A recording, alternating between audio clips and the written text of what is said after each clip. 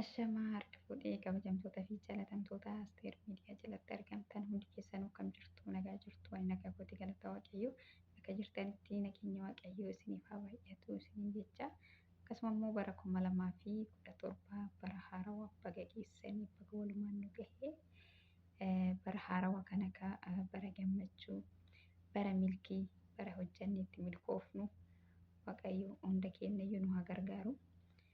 Bara haarawaa sammuu haarawaan hojii haarawaan bara 2016tti kan dabarsitan dhiistanii kun immoo barri haarawaa sammuu haarawaan karoora haarawaa hojjettanii hundi keenya amma karoora mataa keenya qabna waan ta'eef waaqayyoo yaada keenya hundaafuu haa guutu isiniin jedha. Akkasuma warroonni haaraa taatanii laayik sheer sabskiraayib godhaa maatii ta'a.